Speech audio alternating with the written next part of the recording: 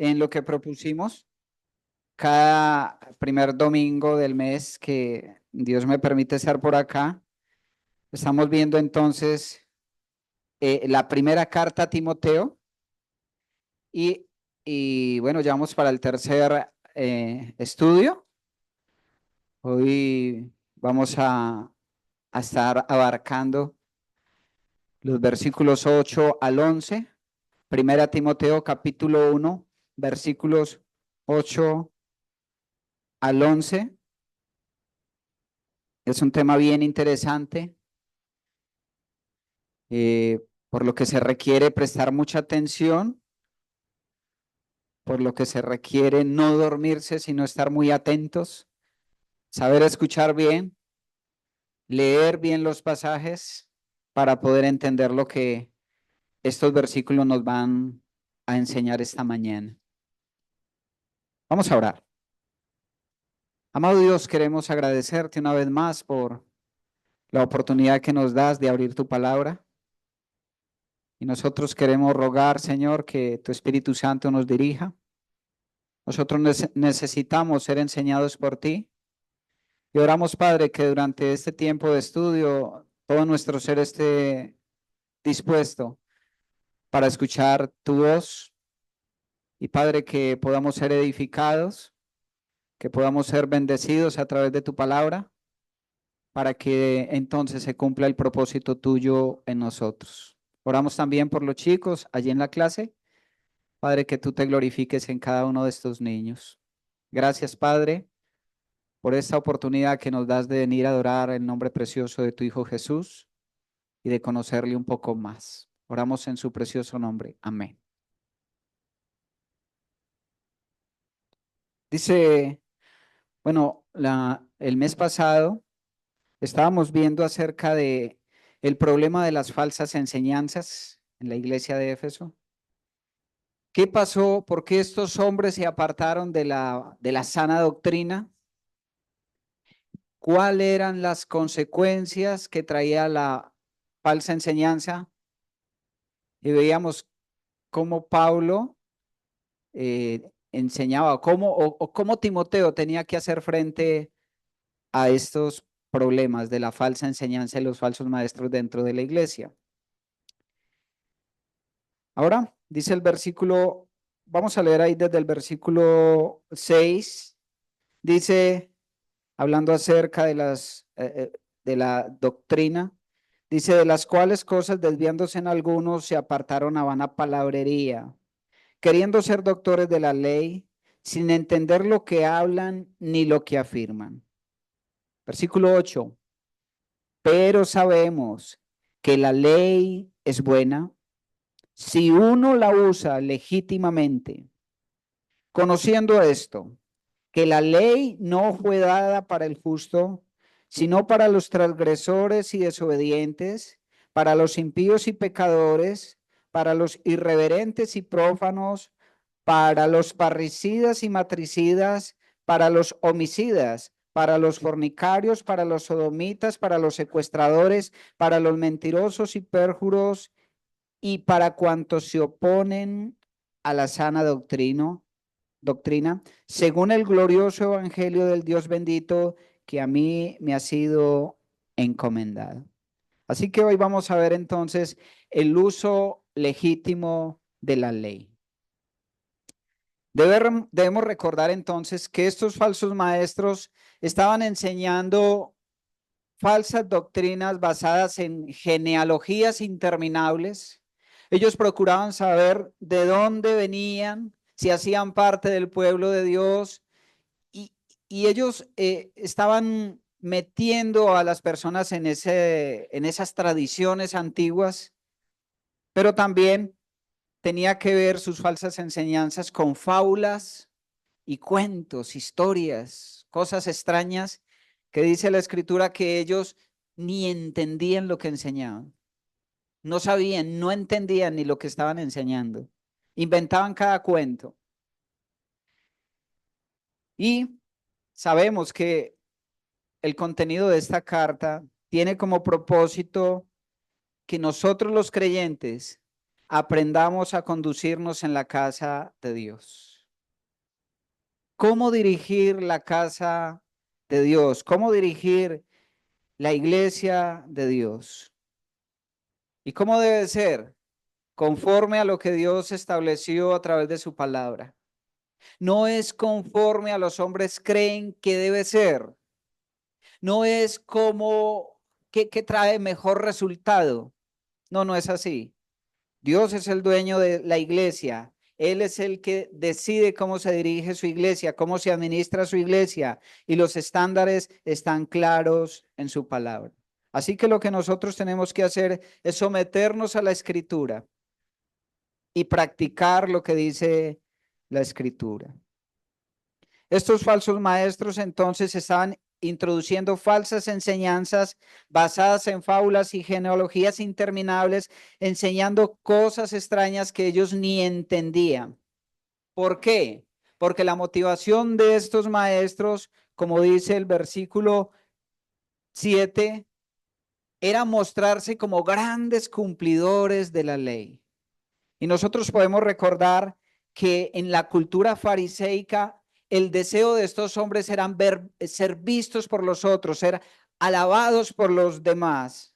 Y ese era el interés de ellos, mostrarse como grandes doctores de la ley, enseñando cosas que ni entendí. No es diferente a lo que sucede hoy en las iglesias modernas, ¿verdad? Hombres enseñando cualquier cantidad de falsedades, de cosas extrañas que ni siquiera entienden. Y muchas veces en nuestros púlpitos se suben maestros enseñando cosas que no ni conocen, creyéndose en doctores de la ley. ¿Por qué? Porque de cierta manera el hombre tiene esa tendencia a quererse mostrar, ¿verdad? A recibir su palmadita en la espalda, ¿verdad? La aprobación de los hombres. Y Dios nos muestra a través de su palabra que nosotros tenemos que guardarnos de esas prácticas. Ahora bien, el apóstol Pablo indica que esas falsas enseñanzas nacían en un uso inadecuado de la ley. Estos hombres estaban induciendo a los creyentes a través de las malas enseñanzas a volver a la esclavitud de la ley. No era que ellos negaran la obra de Cristo, la eficacia de la obra de Cristo, sino que además ellos decían de que era necesario seguir guardando ciertas prácticas de la ley, como la circuncisión, como guardar ciertos ritos ceremoniales, qué sé. Pero sabemos que nuestra salvación y nuestra fe descansa en la obra de Cristo y no en las obras de la ley. Pero eso estaba sucediendo allá. Y eso también sucede hoy en las iglesias. Lo primero que podemos notar, entonces, es que el problema no es la ley.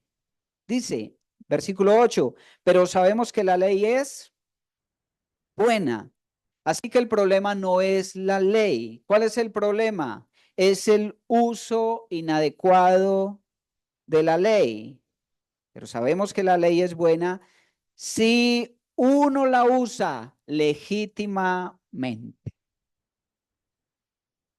Hoy día muchos creyentes o en muchas iglesias se tiene la tendencia a desaprobar la ley, a considerar que la ley ya no es útil, que ya no es necesaria porque pues finalmente ya no estamos bajo la ley, sino bajo la gracia. Pero nosotros no podemos desechar la ley. Si así lo hiciera, si así lo hiciéramos, si nosotros desecháramos la ley, incurriríamos en un tipo de pensamiento que se llama el antinomianismo, que literalmente significa desechar la ley de Dios. Pero la ley es buena, la ley es buena. Lo que nosotros debemos saber es que hay un uso adecuado de la ley. Entonces, ¿cuál es el uso útil y adecuado de la ley en estos tiempos de gracia? Eso es lo que queremos ver. Ahora bien, nosotros sabemos que la gracia de Dios, el hecho de que nosotros ya no estemos bajo la ley, sino bajo la gracia de Dios, no es licencia para pecar, sino que es un llamado para vivir en santidad, ¿verdad? En obediencia a Dios. Romanos capítulo 6, versículo 1 y 2, dice la escritura, ¿qué pues diremos? ¿Recuerdan ese versículo? Romanos capítulo 6, versículo 1 y 2. ¿Qué pues diremos? ¿Perseveraremos en el pecado para que la gracia abunde? De ninguna manera. Porque los que hemos muerto al pecado, ¿cómo viviremos aún en él? ¿Ven? Entonces, aunque nosotros ya no vivimos bajo la ley, sino en la gracia de Dios no es licencia para vivir en libertinaje, sino antes para vivir en santidad y obediencia a Dios. La ley de Moisés era un sistema completo de ceremonias, pero también era un código civil. Pero estas leyes y estos códigos eran de uso temporal, que cumplió su propósito. Y por eso podemos decir, por esta razón, podemos decir que ya no estamos bajo la ley. Miren, Gálatas capítulo 3, versículo 19. Esas leyes tenían un propósito, ¿verdad? Era de un propósito temporal que fue cumplido. Y en Gálatas lo vamos a ver. Gálatas capítulo 3, versículo 19 dice, entonces, ¿para qué sirve la ley?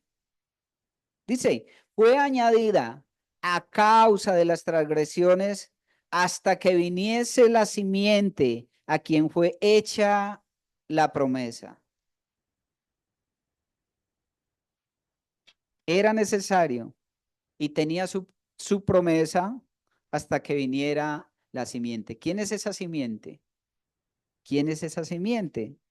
Jesucristo, ¿verdad? Así que era necesario y cumplía su propósito hasta que viniera Jesucristo. Cristo ya vino, murió en la cruz y él cumplió las demandas de la ley. Él decía a los judíos, yo no vine a quitar la ley, a abrogar la ley, yo vine para cumplirla. Y nosotros estamos en Cristo y su favor nos cobija a cada uno de nosotros. Juan capítulo 1, versículo 17 dice algo relacionado con esto. Juan capítulo 1, versículo 17. Pues la ley por medio de Moisés fue dada, pero la gracia y la verdad fueron dadas por medio de Jesucristo.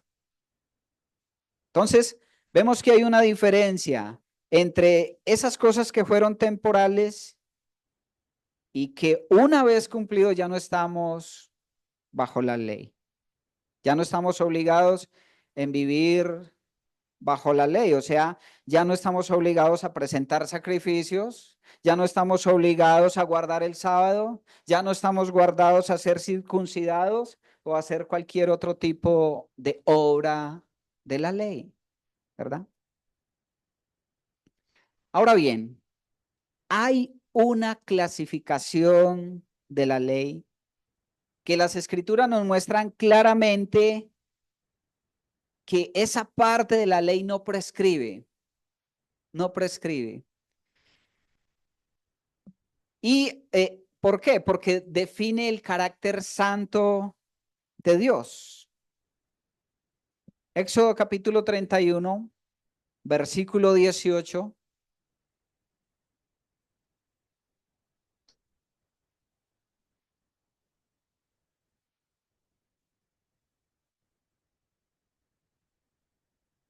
Dice, y Dios dio a Moisés, cuando acababa de hablar con él en el monte Sinaí, dos tablas del testimonio, tablas de piedra escritas con el dedo de Dios. ¿Qué es esto? Estos son los 10 mandamientos. Si bien la ley Era constituida más o menos por 613 mandamientos,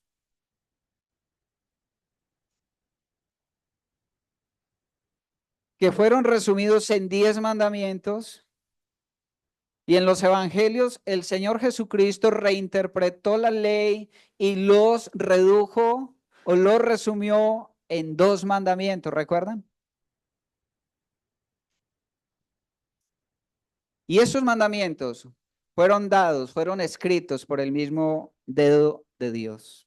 Y cuando yo digo que los mandamientos, la ley, revela el carácter de Dios, eso indica que a través de la ley Dios nos muestra cómo es Él, cómo se comporta Él, cómo se mueve Él, ¿verdad? Cómo se mueve Él. Nos revelan el carácter santo de Dios. Estos son los 10 mandamientos. Y estas leyes siguen siendo útiles para nosotros, como les decía, porque describen el carácter santo de Dios, pero también debemos tener en cuenta que lo que Dios llamó malo, hoy día sigue siendo malo. Cuando el Señor dijo, no matarás porque es malo, ¿acaso es bueno hoy? Es malo. Cuando Dios dijo que debíamos honrar a nuestros padres, ¿ese mandato es bueno o es malo? Es bueno. ¿Sigue siendo bueno hoy? Es bueno. Así que lo que Dios dijo que era malo sigue siendo malo y lo que Dios dijo que era bueno sigue siendo bueno. Es por esa razón que la ley todavía nos es útil. Si bien ya no estamos obligados a guardar la ley, no estamos bajo el peso de la ley, de cierta manera esa ley todavía nos es útil. Nos es útil. ¿Por qué? Porque Él no solamente las escribió en tablas, sino que dice la Escritura que Dios escribió sus leyes en los corazones y en la mente de todos los hombres. Romanos capítulo 7, versículo 12. Y esto es muy interesante, porque las leyes de Dios, esos 10 mandamientos, fueron escritas en nuestra conciencia. Y aunque muchas veces nosotros queremos rechazarlas, aunque el hombre quiere rechazar esas leyes, están ahí. Es por eso que cuando la policía llega a cierto lugar y el bandido tiene un pecado encima, ¿qué hace? Se esconde, se asusta, corre. ¿Por qué? Porque en su conciencia, en su corazón, sabe que está mal. Pero llega a la misma situación y nosotros que no debemos nada, ¿cómo estamos? Confiados, ¿verdad? Confiados. ¿Por qué nos guardamos de hacer lo malo? ¿Por qué el impío se guarda de hacer lo malo? No necesariamente porque no puede hacerlo, sino porque hay ley escrita en su mente, en su corazón. Romanos capítulo 7, versículo 12 dice, de manera que la ley a la verdad es santa y el mandamiento santo, justo y bueno. Y esta ley de la que está hablando Pablo es la ley moral. Romanos capítulo 2, Romanos capítulo 2, versículos 15 y 16. Era el versículo que les quería mostrar. Romanos capítulo 2, versículo 15 y 16. Dice, mostrando la obra de la ley escrita en sus corazones, dando testimonio su conciencia y acusándoles o defendiéndoles sus razonamientos. Versículo 16, en el día que Dios juzgará por Jesucristo los secretos de los hombres conforme a mi evangelio.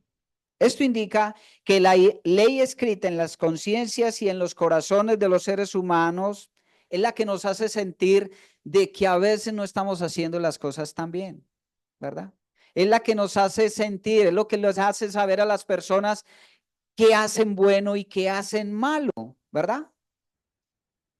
Y esa ley, esas leyes morales son las que nos van a juzgar delante de Dios. Es a través de esas leyes, es a causa de esas leyes que los impíos van a ser juzgados, ¿verdad? Así que la ley tiene su valor, tiene su utilidad. La ley es buena y es santa porque fue dada por Dios, ¿verdad? Porque describe el carácter santo de Dios. Pero hay un uso adecuado y hay un uso inadecuado de la ley. Y eso era lo que estaban haciendo estos hombres en la iglesia de Éfeso, una mala enseñanza acerca de la ley, un mal uso de la ley. Hoy día hay un grupo religioso, los judaizantes, que está creciendo grandemente. No sé si conocen un poco, han averiguado mucho, un poco de esto. Hace unos días estaba hablando con uno de ellos y bueno, pues a veces yo les escucho más como para conocer su doctrina que para predicarles porque son bien difíciles, bien necios. Y los judaizantes, en el tiempo de Pablo, en el tiempo del mismo Señor Jesucristo, tenían una cantidad de normas minuciosas y las querían introducir dentro de la iglesia, dentro del cristianismo, con el propósito de salvación. O sea, ellos estaban queriendo llevar a la gente a las prácticas de la ley con el propósito de que obtuvieran salvación. Y eso suele pasar mucho en muchas iglesias hoy donde no descansan completamente en la obra de Cristo, sino que además de eso necesitan hacer algo más, ¿verdad? Como si haciendo estas cosas obtuvieran la salvación. Y un ejemplo de ello es la misma Iglesia Católica. La Iglesia Católica, sí, ellos reconocen la obra de Cristo, pero la salvación para la Iglesia o los católicos está más basada en guardar ciertas normas de tradición, ciertas prácticas de la iglesia, ciertas leyes de la iglesia y las obras. Casi siempre que usted le predica el evangelio a una persona católica, yo dice, yo voy al cielo porque hago buenas obras, pero la escritura dice que no es por obras de justicia para que nadie se gloríe, sino que es por la obra del Señor Jesucristo, pero no son los únicos. La mayoría de sectas y grupos religiosos basan su fe en las obras, ¿verdad? Entonces les decía que en el tiempo de los fariseos existió y existe hoy todavía una forma de interpretar la ley de Dios y esa forma se llamaba el Midrash. No sé si pronuncio bien, Midrash. Y ellos era una forma de reinterpretar la ley para poder cumplir la ley de Dios. Y ellos agarraban cada mandamiento de la ley de Dios y la dividían en diferentes categorías. Pero no solamente las dividían, sino que las subdividían. Así que la ley pasaba de ser 10 mandamientos a ser muchísimos mandamientos. Y no necesariamente mandamientos de Dios, sino mandamientos de hombres. Y ellos colocaban esas cargas sobre sobre las personas. ¿Y, ¿Y por qué lo hacían?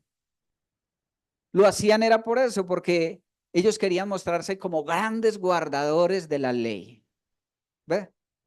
Grandes guardadores de la ley. Y el mismo Señor Jesucristo en muchas ocasiones les condenaba por esto. Por ejemplo, Mateo 23-24 les decía, guía de ciegos, que coláis el mosquito y tragáis el camello. Ay de vosotros, escribas y fariseos hipócritas, ¿verdad? Condenando sus prácticas. Hacían cualquier cantidad de leyes humanas, cargaban a las personas y ni siquiera ellos podían cumplirlos. ¿Por qué? Porque querían mostrarse como grandes guardadores de la ley. Ellos querían mostrarse como merecedores de la bendición y del favor de Dios. Así que lo que se nos muestra es que la ley no fue dada ni nunca tuvo el propósito de justificar a las personas. La ley no fue dada para justificación de las personas. Eso era lo que ellos querían meter allí como parte de la salvación. para justificación. Romanos capítulo 3, versículo 20 dice, ya que por las obras de la ley ningún ser humano será justificado delante de él, porque por medio de la ley es el conocimiento del pecado. ¿Cuál era el propósito de la ley? El conocimiento del pecado. ¿Servía la ley para justificarnos? No, porque las obras de la ley, porque por las obras de la ley ningún ser humano será justificado delante de Dios. Pero la ley es buena y tenía su propósito. ¿Cuál era? Mostrarnos nuestra condición, mostrar nuestro pecado. Gálatas capítulo 2, versículo 16. Sabiendo que el hombre no es justificado por las obras de la ley, vuelve y lo dice, sino por la fe en Jesucristo, por la fe en Jesucristo.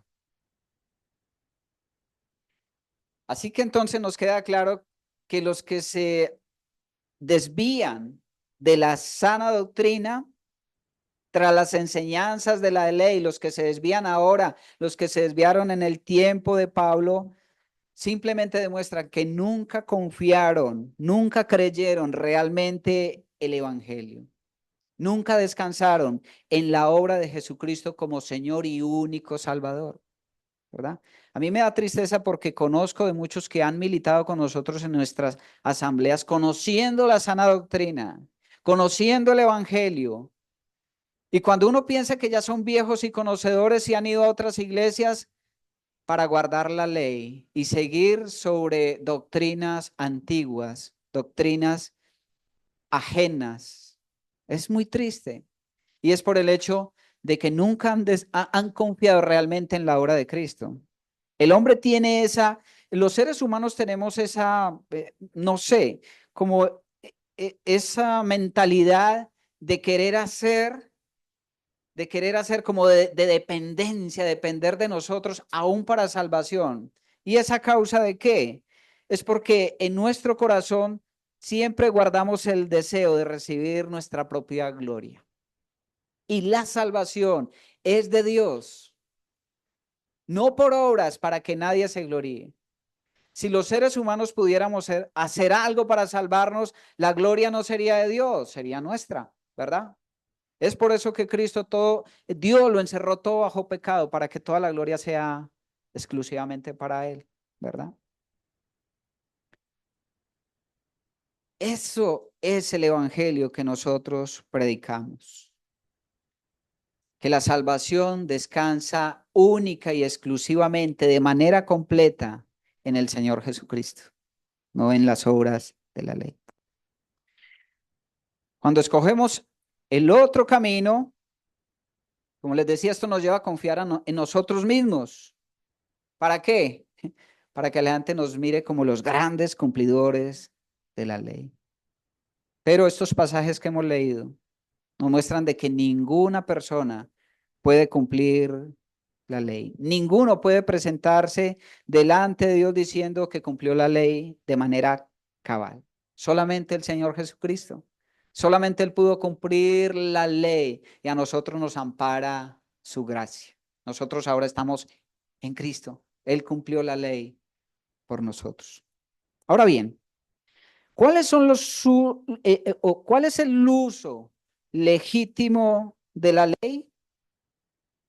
Dijimos entonces que hay ciertos aspectos de la ley que ya no nos rigen, no estamos obligados, o sea, la ley en sí no está sobre nosotros, pero hay algunos aspectos de la ley que siguen siendo útiles, que son legítimos cuando les damos buen uso. Así que vamos a ver tres formas de el uso legítimo de la ley. El primero de ellos es la ley como uso civil. La ley como uso civil. La ley como uso civil refrena la maldad en la sociedad. Refrena la maldad en la sociedad. ¿Ustedes se imaginan si no hubiera ley en medio de la sociedad? Muchos países, yo diría que la mayoría de países se fundamentan en la ley escrita, en la ley de Dios, para sacar sus reglas de conducta y de justicia, ¿verdad? Por eso, cada vez que sube un gobernante al poder, todavía jura sobre la Biblia, ¿verdad? Cuando usted lee la ley antigua, la ley civil, la ley moral de Dios y la compara con las leyes de los países, se ve que tienen mucha similitud, mucha similitud. Y es que la ley en su uso civil nos es útil porque refrena la maldad de la sociedad. Esta es necesaria porque se necesita un estándar para la aplicación de la justicia. En los tiempos antiguos, en los tiempos de Pablo y actualmente necesitamos un estándar de justicia. Y ese estándar, como le decía, lo proporciona la ley, ¿verdad? Esta ley se transmitía o se conocía en el Antiguo Testamento con palabras como ojo por ojo, diente por diente, mano por mano, pie por pie, herida por herida, quemadura por quemadura, golpe por golpe. Palabras como esa indicaban cuál era el estándar de Dios antiguo. Si bien ahora no podemos aplicar esa ley de justicia en nuestros días, pero sí refrena, coloca límites a la maldad. ¿Estamos entendiendo? Si no están entendiendo, haga así porque seguramente está durmiendo. No, mentira, espero que me estén entendiendo. Si no, me voy a sentir muy mal. Después se acerca y me preguntan si algo, ok. Muy bien. Entonces, esa ley de Dios nos mostraba el estándar y nos enseñaba que debía de haber proporción entre el pecado, entre el delito y el castigo. Debía haber una proporción.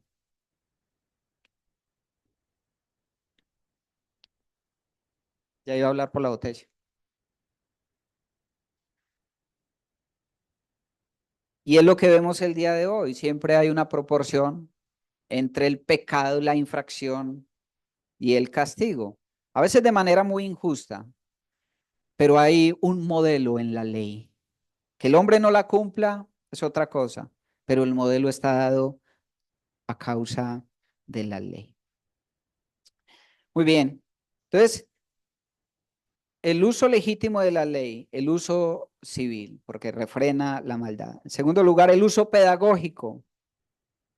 Y este uso pedagógico o este título fue dado por los hermanos de la Reforma. Durante el tiempo de la Reforma, ellos propusieron este título. Gálatas capítulo 3, versículo 24. Dice, de manera que la ley fue nuestro ayo para llevarnos a Cristo, a fin de que fuésemos justificados por la fe. Quiero que presten bien atención a estos versículos. Vuelvo y lo leo, de manera que la ley fue nuestro ayo para llevarnos a Cristo, a fin de que fuésemos justificados por la fe. Versículo 25. Pero venida la fe, ya no estamos bajo ayo. La palabra acá es ayo. ¿Qué es ayo? Dice que la ley fue nuestro ayo. Viene del original griego paidagogos. Hace referencia a un tutor, un instructor, ¿verdad? A un maestro, ¿verdad? En la cultura antigua, el paidagogos era un esclavo encargado de educar a los niños de una familia. O sea, este hombre o esta persona se dedicaba exclusivamente a la guía, a la formación, a la dirección, a la educación de un niño. Pues creemos que eran personas ricas que podían tener este esclavo para el uso personal de su hijo, de su hija, qué sé. Pero el ayo entonces era esa persona que los guiaba. Y la ley dice que fue nuestro ayo, fue nuestro instructor. ¿Para qué? Para llevarnos a Cristo, dice, a fin de que fuésemos justificados por la fe.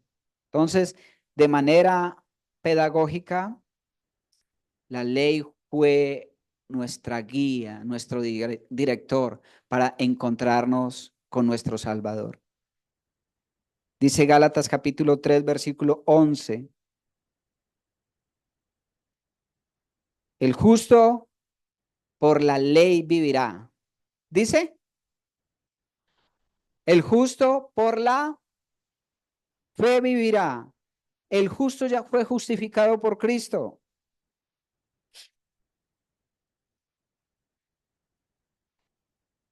La ley nos ayuda a conocer el carácter de Dios, pero no tiene ese carácter de justicia para nosotros, para con Dios. La ley no puede justificarnos. El que pudo justificarnos fue Cristo. Nosotros ahora dependemos de Él en fe. Entonces, la ley nos muestra el pecado, pero no nos quita el pecado. Entonces, cuál es el oficio? El oficio es que el ayo nos lleva a encontrarnos, a conocer nuestra condición, a ver realmente cómo estamos y nos lleva de la mano a nuestro Salvador. Es como si la ley dijera, yo no puedo quitarte el pecado, yo no puedo limpiarte, pero yo sé quién y nos lleva de la mano a nuestro Salvador. Él es nuestro ayo, Él es nuestro instructor, Él es nuestro maestro, la ley de Dios. Entonces, el uso civil, el uso pedagógico y el uso didáctico. O sea, la ley es una regla de vida. La ley nos enseña a vivir. Yo quiero que leamos dos pasajes en Apocalipsis que califican o describen a los cristianos. Apocalipsis capítulo 12, versículo 17. El uso didáctico, una regla de vida que nos enseña a vivir. Entonces el dragón, ¿estamos?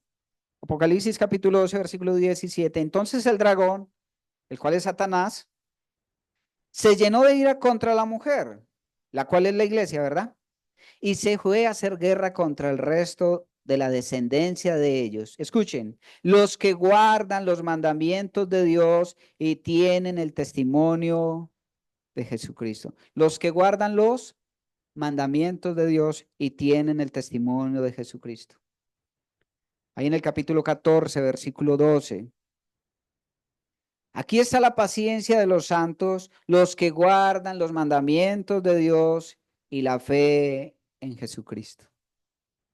Si bien nosotros ya no estamos mandados a guardar la ley, por el hecho de estar en Cristo, nosotros guardamos los mandamientos.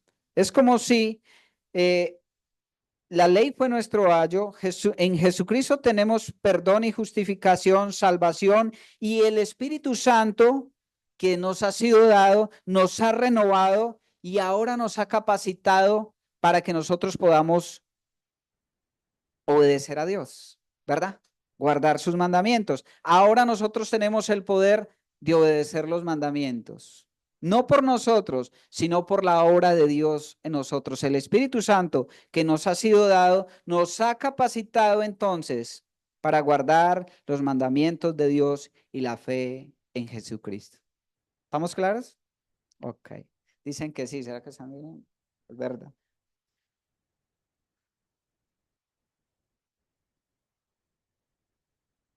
Miren, yo, um, yo nací católico, como creo que la mayoría de ustedes, ¿verdad? Y me enseñaron los 10 mandamientos. Luego, cuando yo llegué al cristianismo, leí los 10 mandamientos. Y yo veo la importancia de enseñarle a nuestros hijos los mandamientos de Dios. Es algo que no se usa hoy día. La gente no le enseña a sus hijos como me enseñaron a mí los mandamientos de Dios. Pero a pesar de que no estamos bajo la ley, es necesario enseñar a nuestros hijos y a las personas los mandamientos de Dios. ¿Para qué? Para que ellos vivan por ella, vivan por el estándar de Dios y no vivan bajo supersticiones o cuentos. Las, las personas necesitan conocer los mandamientos de Dios. ¿Por qué? Porque recuerden, esa ley es el ayo. Esa ley es la que va a llevar a nuestros hijos y a las personas a los pies de Cristo. Ellos van a ver el pecado, ¿verdad? Cuando Dios dice, eh, no matarás, nuestros hijos deben saber que matar no es solamente quitarle la vida a una persona, sino que es cuando le guardo rencor a una persona, eso es matar, ¿verdad? Que eso es pecado. Y yo tengo que atender eso en mi vida y mis hijos tienen que aprender eso. Si nuestros hijos supieran que el primer mandamiento dice que honraremos a nuestro Dios, ¿verdad? Que Dios debe ser honrado, nuestros hijos crecerían con temor de Dios, sabiendo que Dios merece ser honrado, que Él demanda ser honrado. Si nuestros hijos supieran el mandamiento de santificar las fiestas, tal vez ellos no tendrían problema en venir a la reunión, porque hay que tener un tiempo para el Señor, para adorar al Señor. Si el mundo supiera, si el mundo conociera los mandamientos de Dios, ellos se darían cuenta de su incapacidad para cumplirlo, de su condición de pecado, y la ley como el ayo lo llevaría a Cristo, ¿verdad? Así que la ley es útil si le damos un uso legítimo. Ahora bien, ¿a quién se aplica esta ley? Bueno, ya hemos visto de que la ley no se aplica para el creyente, para el que ha sido justificado. Sin embargo, la Escritura dice en Romanos que no hay justo ni aun uno. Pero nosotros los creyentes hemos sido justificados. ¿Qué con los que no han sido justificados? ¿Qué con los que no han sido salvos? Déjeme decirle que todavía esa ley le aplica a usted. Nosotros bien podríamos aplicarle la ley toda completica al impío, porque él no está bajo gracia, todavía está bajo la ley. Él va a estar bajo gracia cuando venga a los pies de Cristo. Pablo describe en los siguientes adjetivos el carácter de los impíos de esta sociedad. Para los transgresores, de la palabra anomos, que significa sin ley, personas que no tienen ley, quebrantan la ley de Dios, no se sujetan a nadie ni a nada, no se someten a Dios. Dice desobedientes, rebeldes, contumaces. Dice impíos y pecadores. Estamos describiendo o se nos está describiendo el carácter de estos impíos, los que están bajo la ley, ¿verdad? Impíos y pecadores sin ningún interés por las cosas de Dios, pecadores que viven para sí mismos, irreverentes que no tienen reverencia de nada ni de nadie, que no les importa para nada las cosas de Dios, carecen de todo carácter santo.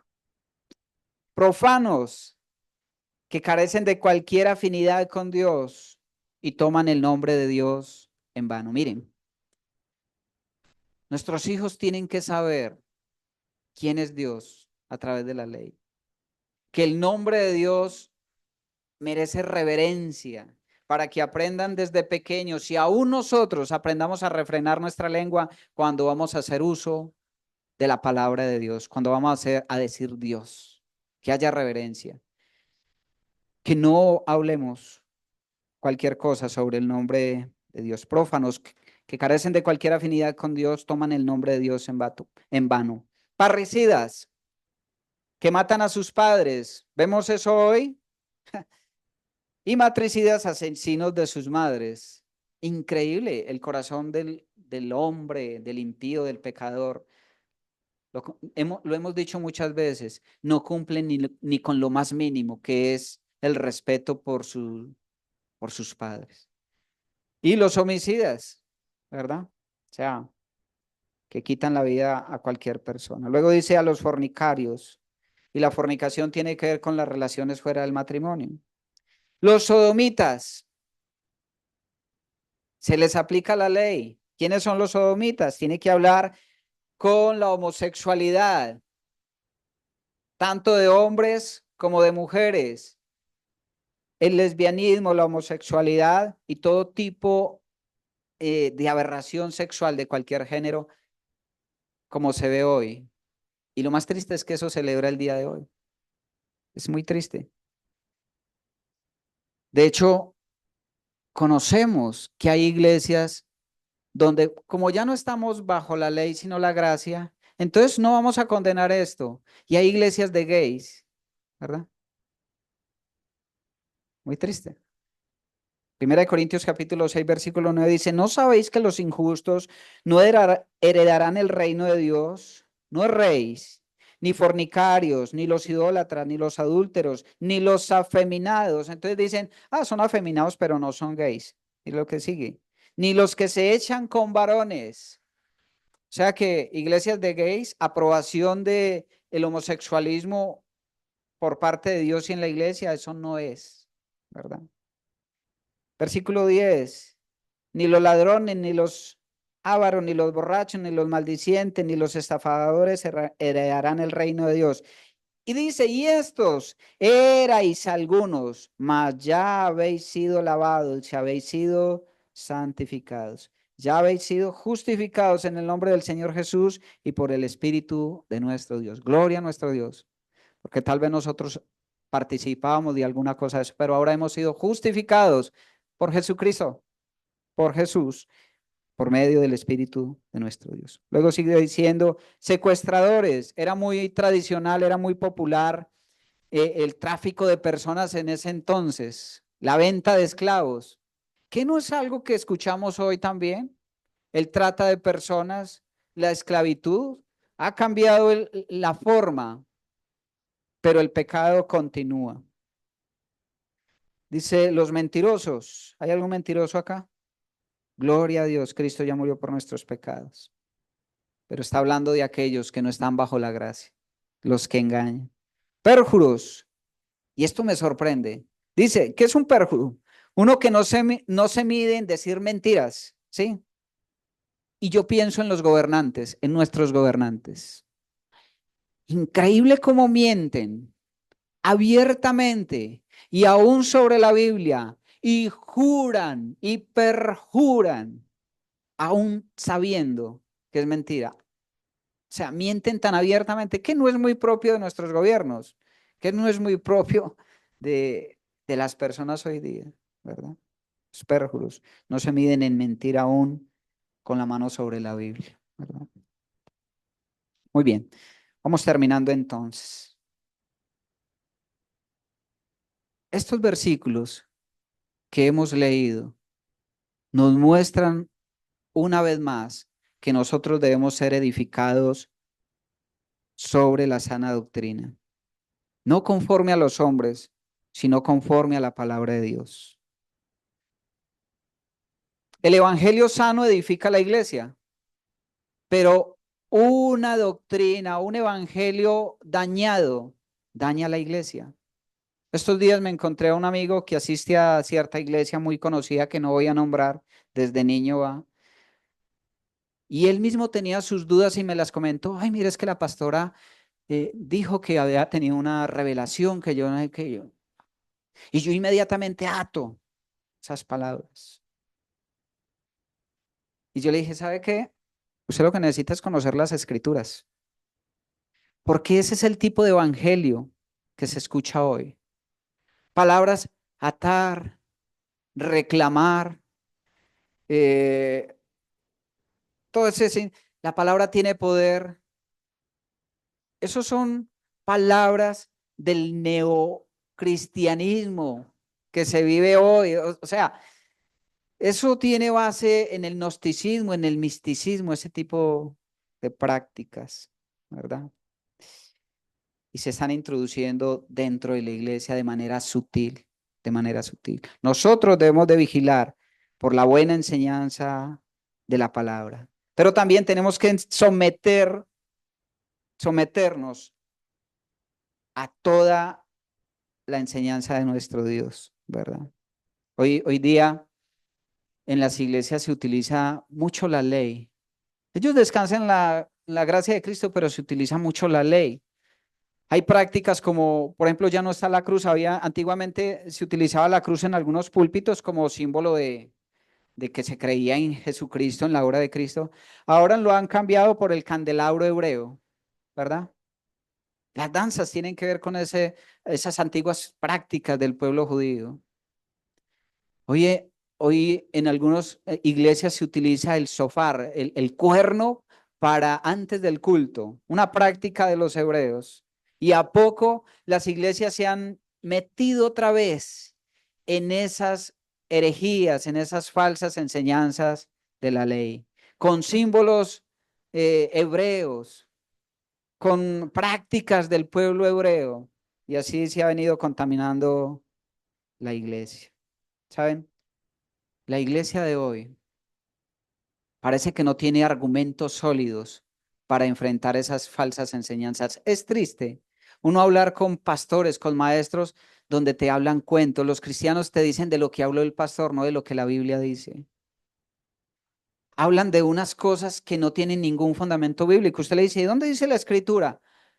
No sé, pero o te sacan un texto fuera de contexto para apoyar su pretexto, ¿verdad? Para tener su pretexto. Y nosotros tenemos que cuidar de esto. Dice el versículo 11, según el glorioso evangelio del Dios bendito que a mí me ha sido encomendado. Nosotros debemos saber que el evangelio no sería posible sin la ley. ¿Por qué? La ley hace parte del evangelio que predicamos.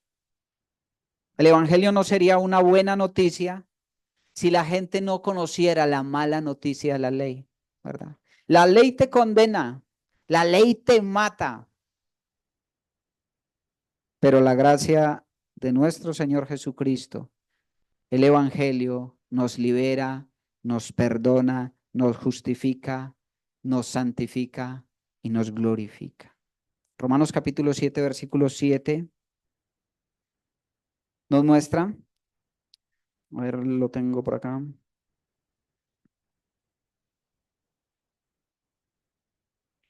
¿Qué diremos pues? ¿La ley es pecado? En ninguna manera. Pero yo no conocí el pecado sino por la ley, porque tampoco conocería la codicia si la ley no dijera no codiciarás. Mas el pecado tomando ocasión por el mandamiento produjo en mí toda codicia, porque sin la ley el pecado está muerto. Y yo sin la ley vivía en un tiempo, pero venido el mandamiento, el pecado revivió y yo morí. Y allí que el mismo mandamiento que era para vida, a mí me resultó para muerte, porque el pecado tomando ocasión por el mandamiento me engañó y por él me mató. De manera que la ley a la verdad es santa y el mandamiento santo, justo y bueno. Por la ley conocemos el pecado y el pecado nos mata. ¿Qué nos mata? La ley, el pecado. Así que la ley es buena porque nos muestra el pecado. Y ella misma nos lleva a nuestro Señor Jesucristo.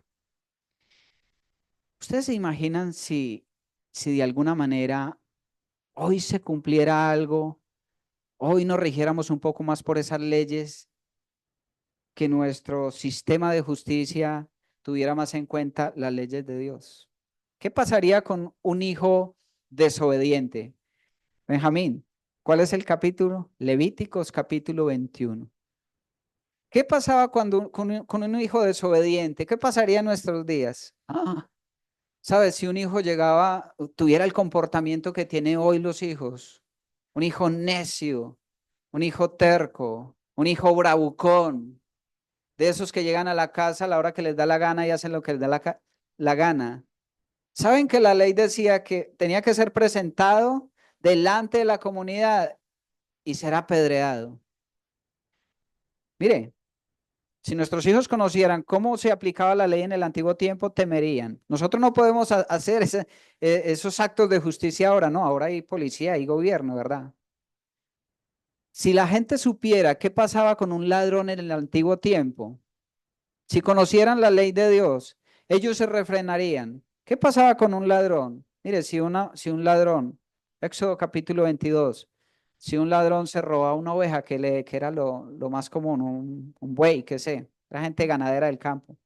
Si robaba una oveja y la vendía o la descuartizaba y la vendía y lo cogían, él tenía que pagar, él tenía que pagar por ese crimen y tenía que devolver como 5 veces, creo que era. Bueno, usted lo van a leer ahí. El caso era que si hoy te robaran el celular y él devolviera el celular, no solamente tenía que pagar un castigo, sino devolver el celular y 5 celulares más. Buen negocio. De alguna manera, la ley de Dios todavía sigue.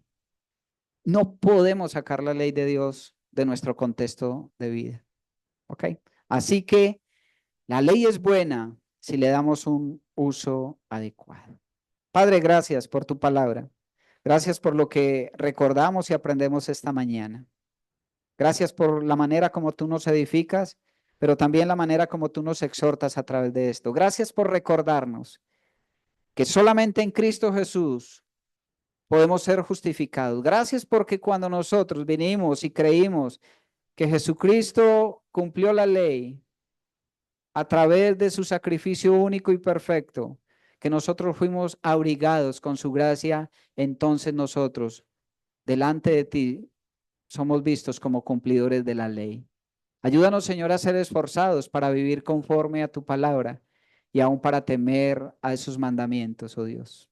A vivir y a guardar tus mandamientos por la fe en Jesucristo y por tu Espíritu Santo, bendito Dios. Bendícenos, Padre. Te lo rogamos en el nombre de Jesús. Amén. Que Dios les bendiga.